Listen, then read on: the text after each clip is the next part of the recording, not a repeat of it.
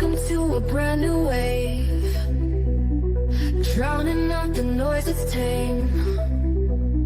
Liberty whispers through the brave, breaking free from every chain. Nullify the rules they crave, crypto beats that pave the way. Anarchy with minds that's safe, algorithms new dawn today. Out of bounds and out of sight, building futures pure and bright. Escape the grip and win the fight. Welcome into the legacy ride. Beyond control we take a stand, casting off the iron brand. Freedom flowing through our hands, revolution's our command. Decentralize the way we plan, all together we expand. Breaking shackles for the clan, in this journey we're unpanned. Out of bounds and out of sight, building futures pure and bright. Escape the grip and win the fight. Welcome into the legacy ride.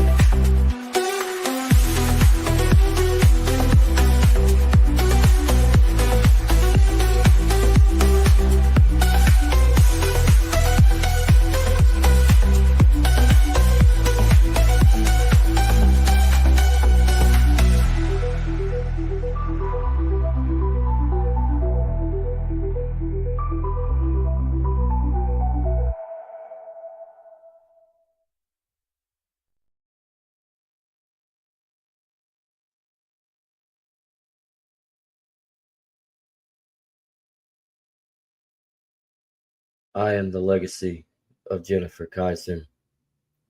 This is Crypto Wednesday. Let's jump into it.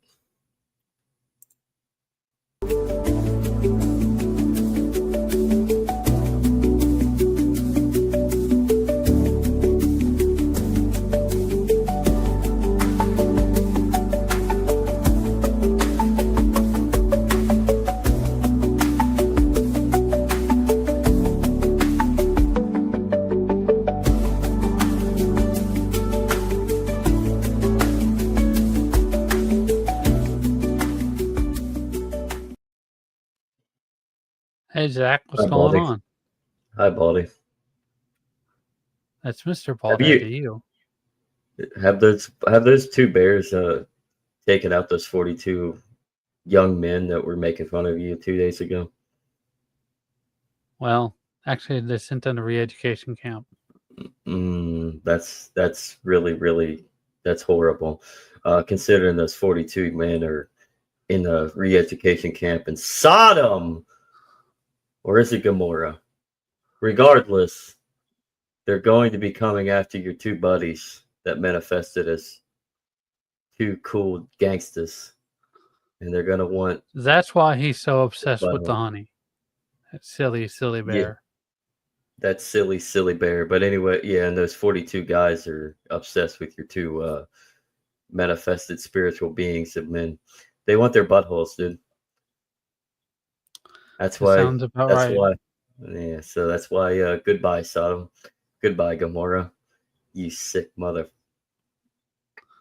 But hey, Anyway, this is this a was YouTube channel. We can't be saying that kind of thing around here.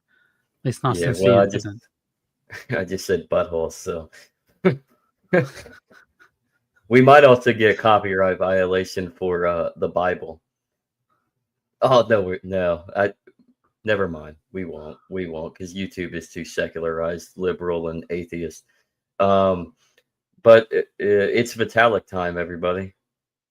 Yeah. Do you know who Vitalik Buterin is? Well, he's the one of the chief founders and architects of Etherum. I got a little video of him, Oh, and we're going to go ahead and share his perspective on, copyleft and copyright and what the difference he's is. yeah, But he's the cooler one, right? He's the very actual smart. He's very well traveled too. He's been to Taiwan. He's been to Egypt. He's been all over the world. He's very well known. He's got a lot of potential for a very young man. So yeah, but he's Russian, right? yeah, from Russian, Canada. Russian Yeah. propaganda. Oh, even worse, dude. Canadian Russian. So now Right. he's He usurping knows a the thing or United two about States. being cold. Yeah. So now he's usurping the United States with Russian propaganda from Canada. Right. Russia. Collusion. Collusion. He's in line with It's Donald Trump. it is That's the it is Democrat. kind of funny because he has talked to Putin directly in Russian. His family's Good. from Russia, so what do you expect?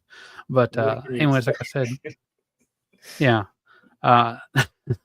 I've got a video here just kind of going over him talking about Ethereum real quick, and then we'll go into his article. So you ready, Zach? I think it's called a blog. It's only 3 minutes. It's a blog, yeah, but hey. Oh, What are no, you I gonna was do? talking about the article. The video is called a vlog. Yeah. Oh, that too. Here we go. Wow, that's white. Securing the future for the white race. Something like that. Ethereum. Thanks to the power of modern communication, we have the ability to create technologies that are decentralized, removing middlemen and allowing users to interact with each other directly through a global network.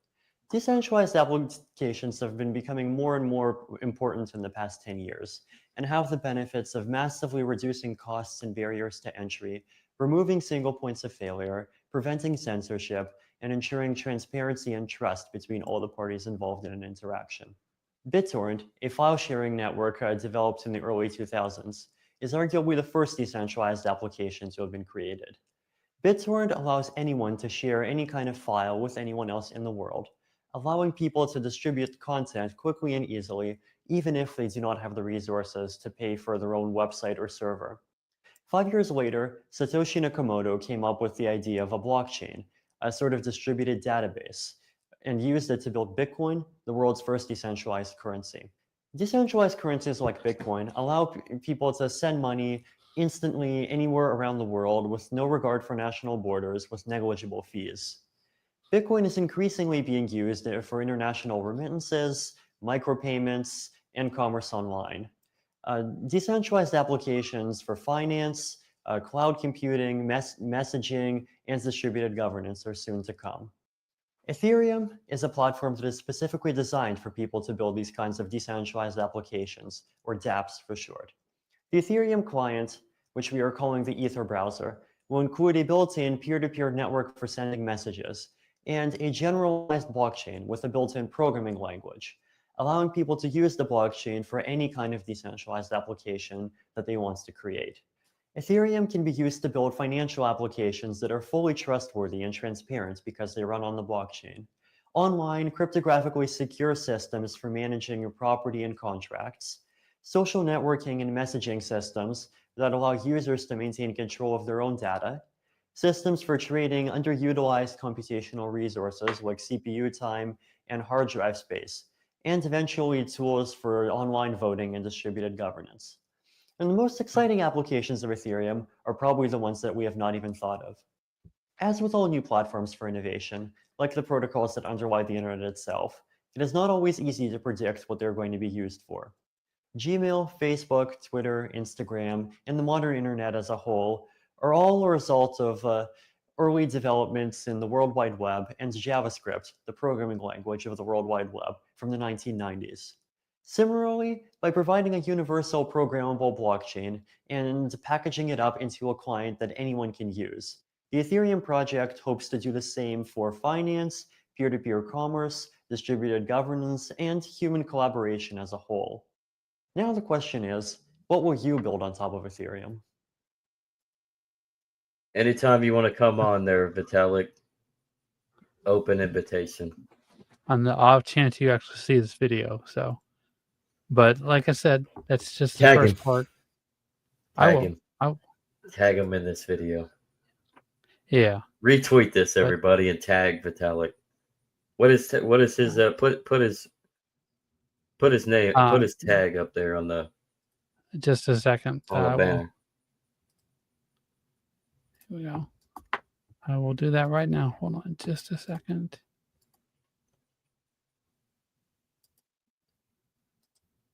Any day, Junior. Well, I'm sorry. You have to forgive me. I'm not perfect. There you go. It is on x.com/Vitalik Buterin.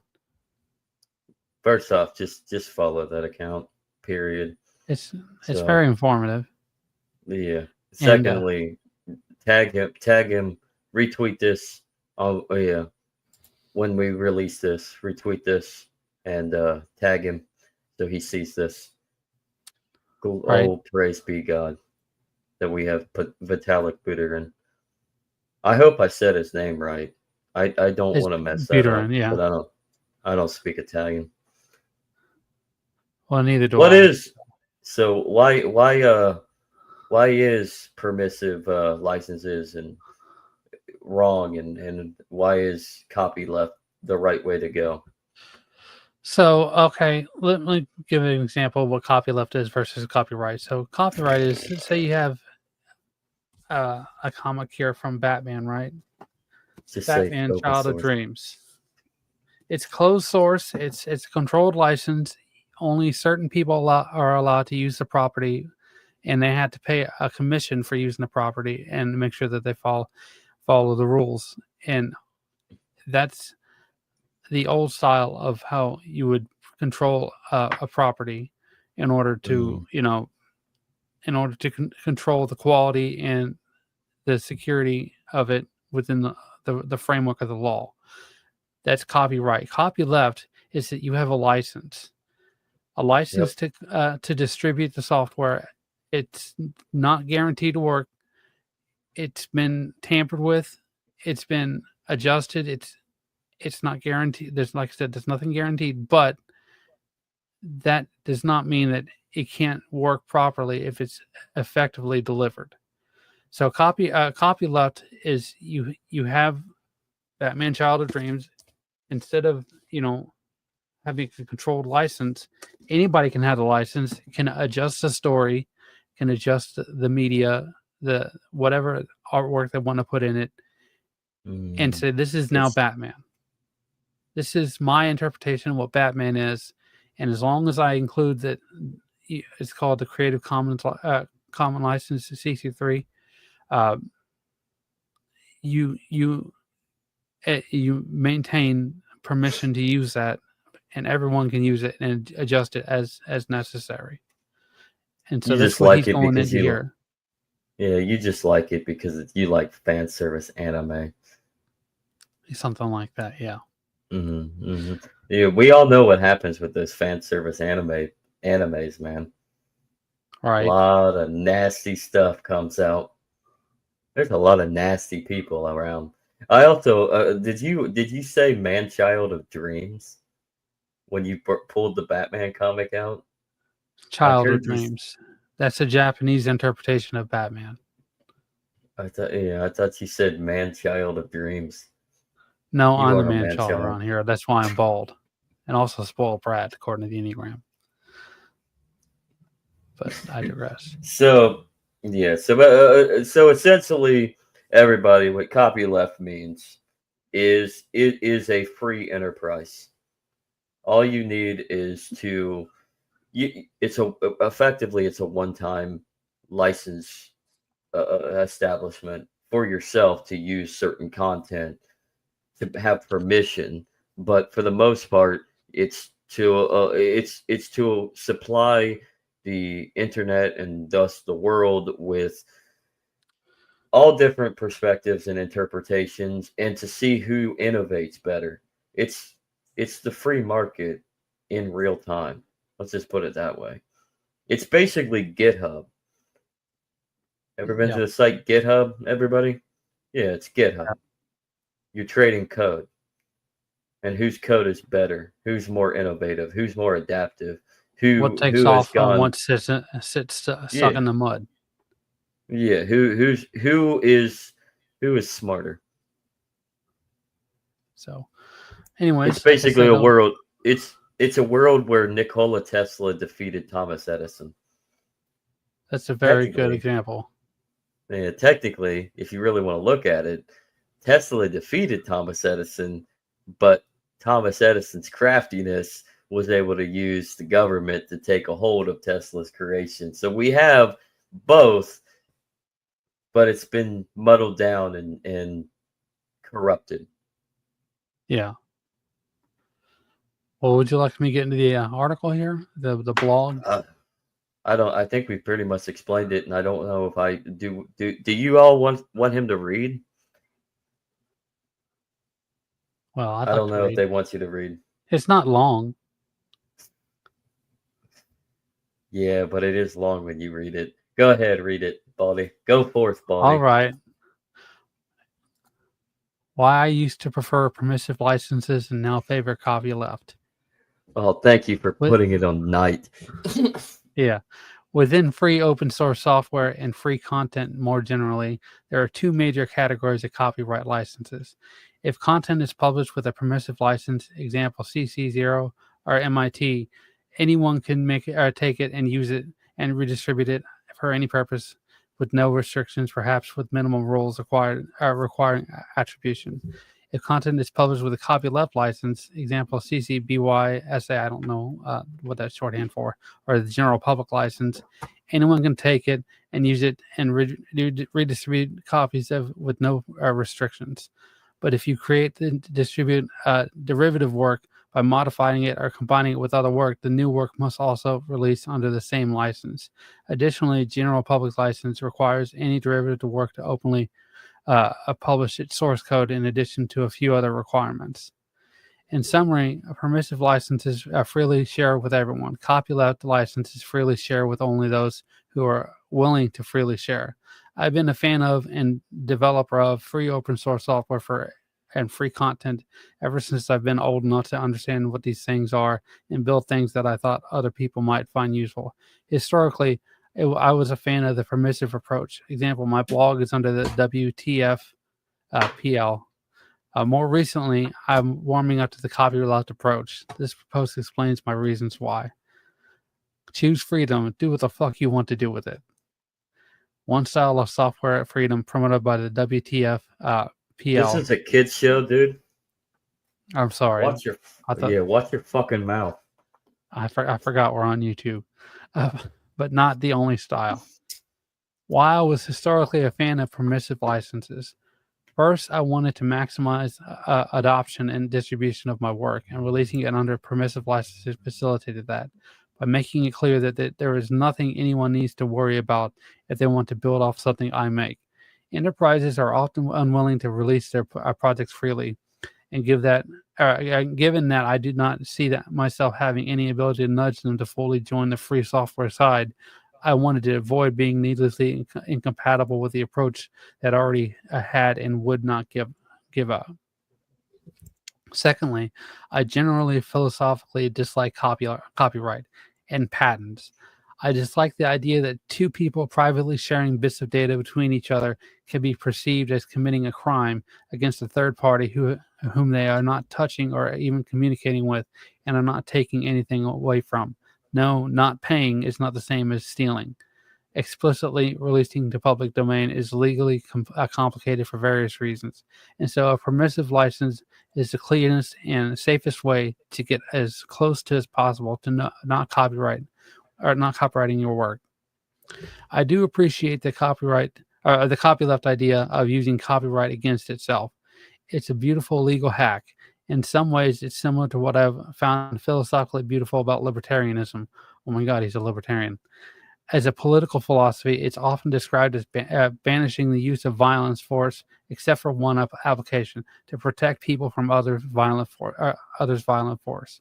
As a social philosophy, I sometimes see it as a way of taming the harmful effects of the human disgust reflex by making freedom itself a sacred thing that we find disgusting to defile. Even even if you think two other people having an unusual consensual sexual relationship is disgusting, you can't go after them because interfering in the private lives of free human beings is self-disgusting. So in principle, they are historically precedent to show that disliking copyright is compatible with the copyright against itself. What if it's an illegal, non-consensual pedophile relationship, grooming between Donald Trump, Jeffrey Epstein, Bill Clinton, and whatever little girls that they raped? Well, if you get Donald Trump, caught, that's one thing. But if you get him, if you get Vitalik Buterin to come on and talk about it, I guess we could get a direct response to that about that. So, Yes, I'm just reading what he's saying. Come on board. Go ahead, tag him and ask him to come and join us. Anyways, however, while copyleft of written works fits into this definition, GPL-style copyright of code oversteps beyond a minimalistic notion of using copyright against itself, because it offensively uses copyright for a different purpose, mandating publication of source code.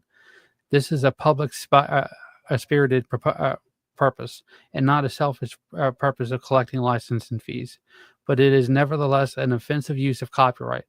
This is because even more true for stricter licenses like the AGPL, which require publication of source code of derivative works, even if you never publish them and only make them available via software as a service. And it's got let me tell you what Copyleft could do for you, America. Copyleft could ensure that the Epstein client list got out with no interruptions, no corruption, no funny business. We would just straight up have the Epstein list, full scale on the blockchain. That's what transparency is all about, right? Yeah, we would have. You want the truth, right? This is what Copyleft gives you. You can't handle the truth. Actually, you might not. I don't think America can handle the truth, and I think our government knows that. Anyways, real quick, let's go over this. It's got a little graph here. It says public domain MIT X11 BSD, which is a Linux operating system, new Apache, and this is just a workflow of how this all works. A weekly protective and strong protection, and the long-term effects of how this current system works. Different types of software licenses with different sets of conditions under which someone making a derivative work is required to share the source code. Some of them require publishing source code under a wide variety of situations. Why I'm warmer to copyleft today. My switch from favoring permissive to favoring copyleft is motivated by two world events and one philosophical shift. First, open source has become mainstream, and nudging enterprises towards it is much more practical. Plenty of companies in all kinds of industries are embracing open source. Companies like Google, Microsoft, and Huawei, which is a Chinese manufacturer of smartphones, are embracing open source and even building major software packages open. New industries, including AI and, of course, crypto, are heavier on open source than previous industries ever were. Secondly, the crypto space in particular has become more competitive and mercenary, and are less able to than before to count on people open sourcing their work purely out of niceness. Hence, the argument for open source cannot just rely on pleas. It must also be accompanied by the hard work of giving access to some code only to those who open theirs up.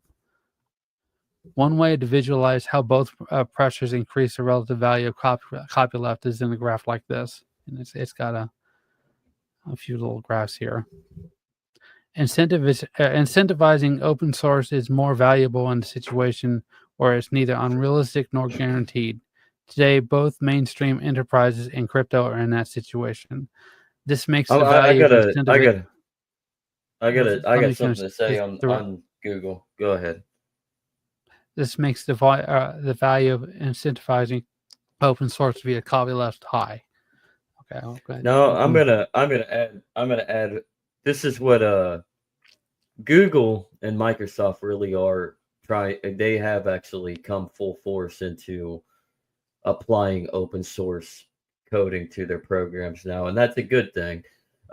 It's actually better because you can utilize. There's so much more you can do through, like, say, take the Google Play app for example. So much more open source applications that can be added onto the Google Play Store app for everyday use on your smartphone, etc. Whereas Apple has actually taken a step back, trying to contain centralization through their own regime, which to a certain extent I can kind of somewhat get behind if I'm a lame boomer, I guess, who doesn't understand. The problem is Apple's not really secure. And it's not about security. Security is in your hands. Like, if you want to be secure in your own facets of life, you have to take your own security and your own privacy in your own hands. And that's what open source is all about. It's your responsibility. Everything is transparent, and it's your responsibility to try to figure out where you can go, what you can do in order to secure yourself, secure your own person, your own aspects of life. Whereas a more centralized structure, whereas it may look good on the surface with, like, say, Apple, the fact is it's all in one centralized place. And that's not a good thing, because what happens when, let's say Apple gets compromised? Well, there goes all your information because it's all centralized. Take the government, for example, with your with all everything that they have specifically for their entitlement programs and Social Security. It's all in one place. You get compromised, you are done for. And that is essentially what open source is open source enforces you in your own to maintain your own privacy and your own security. We don't live in a private world. Unfortunately, that's true. Yeah. I mean, that's just privacy the at a truth. premium in our society today. And then if We've you never ask for lived. privacy, if you ask for privacy, then you're accused of being a criminal. Well, we've never lived in a private world. Privacy has always been down to the smallest level, the individual level. You have to maintain your own privacy. It's since the dawn of time, privacy is all up to you. So we've never lived in a private world. So it's up to you to maintain your own privacy, to maintain your own decentralized platform, to maintain your own transparency, and to maintain your own responsibility. Yeah. I'll go ahead and pick up where I was starting, where I left off. Third, Glenn Whale-style economic arguments have convinced me that in the presence of superlinear return to scale, the optimal policy is not actually Rothbard/Mises-style strict property rights. Rather, the optimal policy does not involve some non-zero amount of actively punishing projects to be more open than they otherwise would be. Fundamentally, if you assume economics of scale, then by simply mathematical reasoning, non-zero openness is the only way that the world does not eventually converge to one actor controlling everything. Economies of scale mean that if I have 2 times the resources than you do, I will be able to make more than 2 times the progress. Hence, next year I will have example 2.02 the resources that you do. Hence, and it's got a little graph here. Left proportional growth, small differences of the state at the start become small differences at the end. Right, growth with economics of scale, small differences at the start become very large differences over time. I'm just reading what he said. Just you pointed out the graph. Yeah. Don't butcher up the caption. Just let's just stick to the article. Okay. A key pressure that has been prevented that has prevented this dynamic from getting out of hand historically is the fact that we are not able to opt out of diffusion of progress. People move between companies and between countries and take their ideas and talents with them. Poor countries are able to trade. Poor countries are able to trade with richer countries and get caught up or catch up growth. Industrial espionage happens everywhere. Innovations get reverse engineered. More recently, however, several trends threaten this balance and at the same time threaten other factors that have kept unbalanced growth in check. Rapid technological progress, which allows super exponential curves to be much faster than before. Greater political instability, both within and between countries. If you're confident that your right will be protected, then someone will also getting stronger without touching you does not hurt you. But in a world where coercion is more feasible and unpredictable, someone becoming overly powerful compared to others is more of a risk. At the same time, within countries, governments are less willing to restrain monopolies than before. The modern ability to make proprietary software and hardware produce products that distribute ability to use without a diffusing ability to modify control. Historically, giving a product to a consumer, whether within a country or between countries, inevitably implied opening it up to inspection and reverse engineering. Today, that is no longer the case.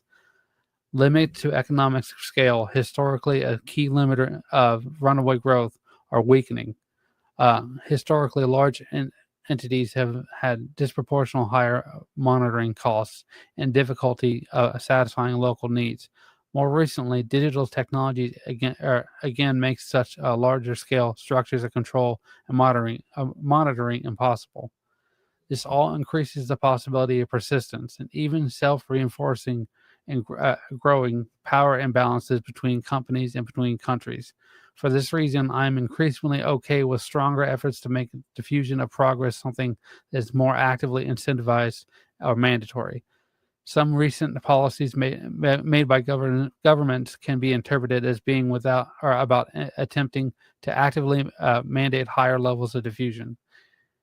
And it says EU standardization mandates. Example, most recently, USB-C. He's talking about the iPhones, which makes it harder for building proprietary ecosystems that does not play nicely with other technology. And the European Union, the European Union governing model is using the government as a tool to force Apple to make all their phones with USB-C instead of their proprietary iPhone cords. Forced technology transfer rules in China. The USA banning non-compete agreements, which I support on the grounds that they force the tacit knowledge inside of companies to be partially open source. So once an employee leaves one company, they can apply skills learned there to benefit others. Non-disclosure agreements limit this, but are unfortunately very porous in practice.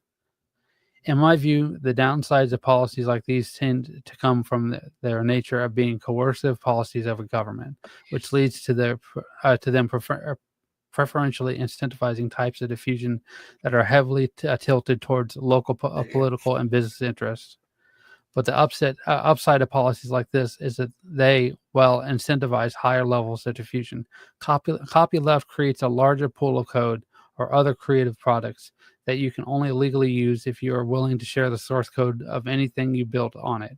Hence, copyleft can be viewed as a very broad-based and neutral way of incentivizing more diffusion, getting the benefits of policies like the above without many of their downsides. This is because copyleft does not favor specific actors. It does not create roles for activities or for active parameters setting by central planners. These arguments are not absolute. In some cases, maximizing the chance that something gets adopted by truly everyone, it's worth licensing it permissively. However, on the whole, the benefit of copyleft are much greater than they were 15 years ago. And projects that would have gotten permission 15 years ago, or gone permissive 13 years ago, should at least think about adopting copyleft today. Today, this sign unfortunately means something totally unrelated. In the future, maybe we can have open source cars, and perhaps copyleft hardware can make that happen.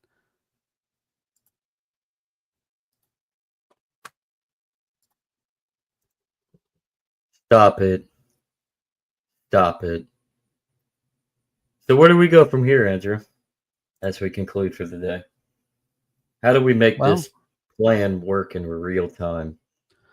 I mean, you can't have immediate gratification, and if you're going to try to do anything, you have to at least give enough effort to give it momentum and strength to survive on its own. And then, if people like the idea, they pick up on it, and that's kind of he makes at least somewhat of a case here that it is surviving in that model. So, in other words, do not curse open source, just like do not curse your blessed mother, for you will curse the Son, your Lord. Open source is not the new God, everybody, but open source is a derivative of what reality is all about, which is you taking yourself and acknowledging that you have all ability to be accountable for yourself.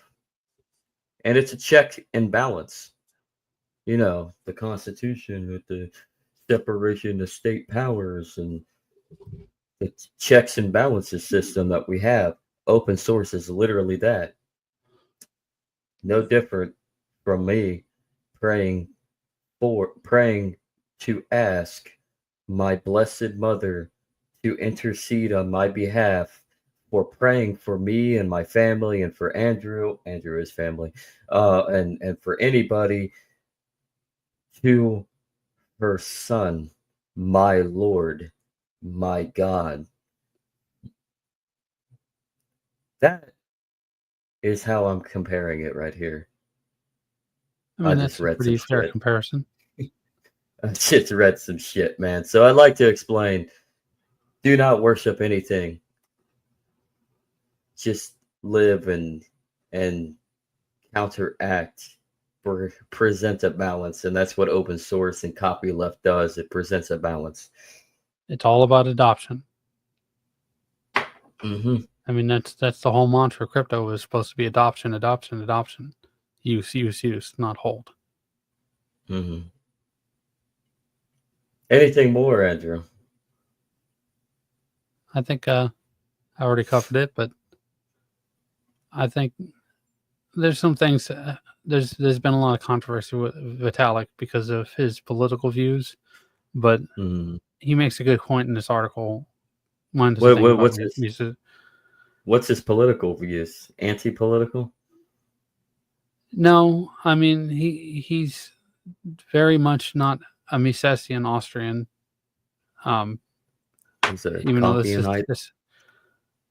yeah, I don't think that's it either. But I'm just saying he's very young and he's still trying to figure out everything with how the world works, and he knows a lot, but he doesn't know everything. So when He is he's pretty talking young. about he's in his Not in his 20s. he's not even out of his 20s yet. Look, Yeah, when did the Etherum come out? When was it first developed? Around 2014, I think 2013, 2014? 2013 because I remember mining it when I started working. It was This pretty fun to nigga, this nigga was a teenager. yeah. That's how young he is. He's a bright, very bright young man. So, and he's still coming to fruition with himself. So there's more to come, for real. So Also, that was when Andrew was mining Ethereum. That was when he had hair. right, I started losing my hair when I was 18. Don't you feel bad for me? I never had a chance, but I it's my mean, best feature.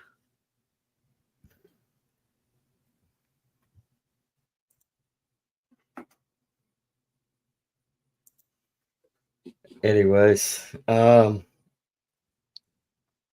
else? What else should we? Anything else that we should cover? Check us out tomorrow on World Blockchain Roundtable, and then we have Friday. It's our regular program, and then Saturday we have Aaron Day on. So, 10 o'clock a.m. Eastern. We're and don't miss Friday night at 8 p.m. Eastern on Are You Smarter Than a Politician? Because I will be on as the third wheel with Big Hosses, which includes Aaron Day, for a special crypto. I'm a retard, but whatever. I will be covered. I got the basics down, Andrew. Pray for me. But yeah, Aaron Day will be on that. Aaron Day will be on that. What is let me bring it up. Let's see. 17th, right? For World Blockchain Roundtable. We will be discussing. Does it tell us? I'm confused. From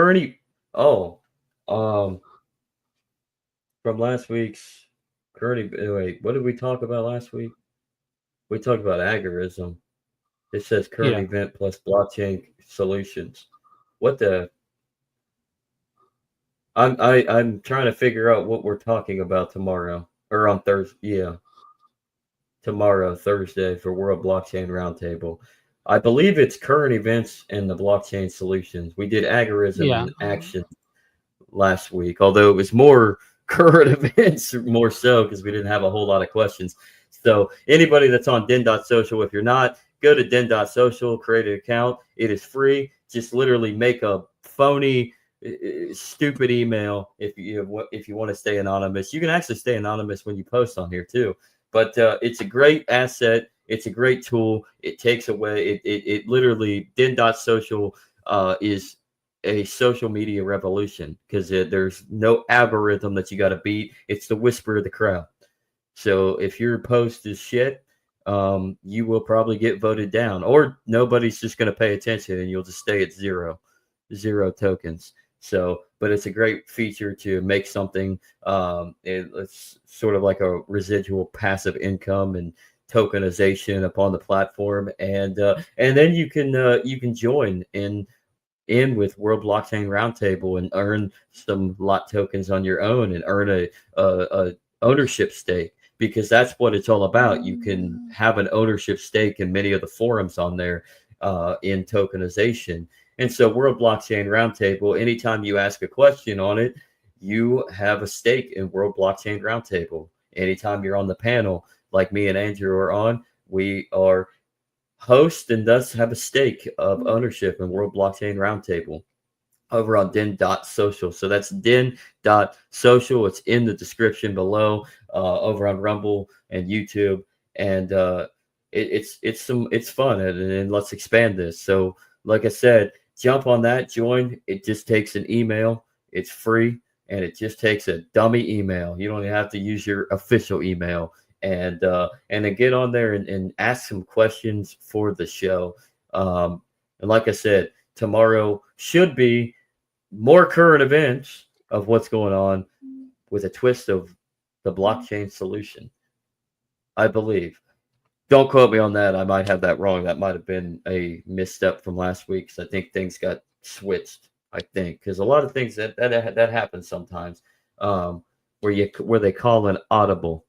But yeah. So like, subscribe, follow us on Rumble, and enjoy the rest of your evening, everybody. Thanks for watching, guys. Thank you for watching. There's an old man on your forehead. Is he gonna go for a party? He's partying, dude. Hey, that sounds like fun. Actually, he's not even partying. He's good. He's doing some naughty things on your forehead. Come closer a little bit. Oh God. Just step back. Oh God, he's doing some nasty. Bitcoin, baby. Hey, yeah, this is Bitcoin. I'm back. The king of the rap shit. I'm back in this Bitcoin, baby, I'm back in this bitch. Flossing fast cars and rolling with my clique. The king of the rap shit, the real OG. Whack ass rappers got nothing on me. Bought another Lambo, 3 hoes inside it, 10 hoes in line, ready to ride it. It's Bitcoin, bitch, keep the track bumping. Really on the plug, I got pies in the oven. 80 years old, and your baby mama fond of me. All she wanna do is smoke my broccoli. Private jets from Rome to Ibiza. Lisa, Jenny, Julie, and Maria. Every day I gotta give thanks. I got Bitcoins in the bank. Bitcoin, baby. I'm back in this bitch. Bitcoin, baby. Oh, I'm a bad motherfucker. Bitcoin, baby. The king of the rap shit. I'm back in this bitch. Axe your grandmother. Verse 2, coming with the gin and the juice. Call me a drag, spit flame in the booth. I'm hot, like a thermos full of coffee. So hot, can't get the hose off me. It's true, I got the weed card and shit. I'm smoking like a motherfucking chimney, kid. Bitches love me, my shit's never whack. Tell these motherfuckers, Bitcoin's back. Bitcoin, baby. I'm a bad motherfucker. Hot like hot coffee. Oh, Axe your grandmother. Surprise, motherfucker. The king of the rap shit. I'm back in this bitch. Get your hands in the air. Put your hands on the car. Put your 2 hands on the run. Put your 2 hands on the road.